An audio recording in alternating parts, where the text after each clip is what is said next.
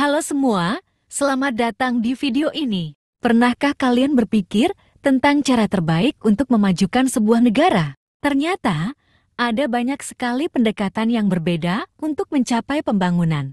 Dan masing-masing paradigma ini memiliki cara pandang, fokus, serta prioritasnya sendiri. Di video ini, kita akan menjelajahi 6 paradigma pembangunan utama yang diterapkan di berbagai negara. Dari modernisasi hingga pendekatan berbasis lingkungan, kita akan membahas kelebihan dan tantangan setiap paradigma. Yuk, kita mulai. Paradigma pertama yang kita bahas adalah modernisasi. Di sini, fokusnya adalah pada perkembangan industri, teknologi, dan ekonomi yang kuat biasanya terlihat di negara-negara maju. Contohnya bisa kita lihat di negara-negara seperti Amerika Serikat atau Jepang, yang berhasil mengembangkan ekonomi mereka melalui inovasi teknologi dan produksi massal. Paradigma ini tentu membawa banyak manfaat seperti peningkatan GDP, lapangan kerja, dan kualitas hidup. Namun, modernisasi juga punya kelemahan. Penggunaan sumber daya alam secara besar-besaran dan peningkatan emisi karbon sering menjadi masalah lingkungan yang serius. Jadi, meskipun modernisasi membawa kemajuan ekonomi, kita juga harus memperhatikan dampaknya terhadap lingkungan. Selanjutnya, kita punya paradigma dependensia. Paradigma ini berfokus pada hubungan antara negara maju dan negara berkembang, di mana seringkali negara berkembang bergantung pada negara maju, baik secara ekonomi maupun teknologi. Contoh yang sering diangkat adalah negara-negara di Amerika Latin atau Afrika, yang memiliki ekonomi bergantung pada ekspor komoditas seperti minyak, atau kopi ke negara-negara maju. Kelebihan dari paradigma ini adalah kesempatan negara berkembang untuk mendapatkan investasi asing dan bantuan ekonomi. Namun, ketergantungan ini seringkali membuat negara berkembang terjebak dalam posisi yang tidak menguntungkan. Mereka bisa kehilangan kemandirian dalam membuat keputusan ekonomi dan menjadi rentan terhadap fluktuasi harga pasar global. Paradigma berikutnya adalah kebutuhan dasar, yaitu paradigma yang berfokus pada pemenuhan kebutuhan primer masyarakat seperti pangan, pendidikan, dan kesehatan. Negara-negara yang menerapkan paradigma ini, seperti beberapa wilayah di Asia Selatan dan Afrika, menempatkan prioritas utama pada kesejahteraan dasar rakyat. Kelebihannya, paradigma ini membantu mengurangi kemiskinan dan meningkatkan kualitas hidup, terutama di wilayah yang menghadapi banyak tantangan sosial. Namun, kelemahannya adalah pendekatan ini bisa terbatas pada tujuan jangka pendek dan kurang memberikan dorongan bagi inovasi atau pertumbuhan ekonomi yang lebih besar. Kemudian, kita punya paradigma ekologi.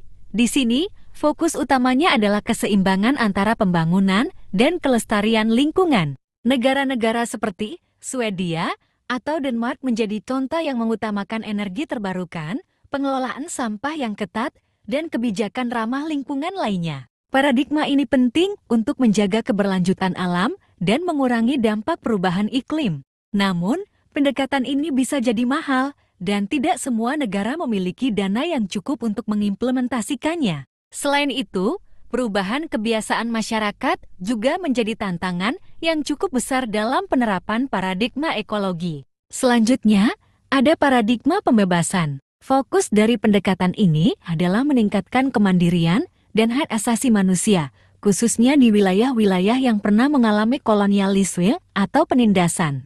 Paradigma ini sering diterapkan di negara-negara yang baru merdeka dan sedang membangun kembali identitas serta kemandirian mereka, seperti beberapa negara di Afrika dan Asia. Paradigma pembebasan mendorong masyarakat untuk mandiri, bangkit dari kemiskinan, dan mempertahankan hak-hak mereka. Namun, paradigma ini kadang menghadapi tantangan dari luar, terutama jika terdapat ketergantungan ekonomi pada negara-negara yang lebih maju. Paradigma terakhir adalah endogen yang mengutamakan pembangunan dari dalam.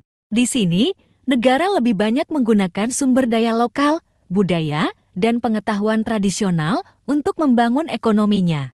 Beberapa negara di Amerika Latin dan Asia Pasifik mencoba pendekatan ini untuk mempertahankan nilai budaya dan kekayaan lokal mereka. Kelebihan dari paradigma ini adalah masyarakat setempat lebih berdaya dan pembangunan lebih sesuai dengan kondisi lokal.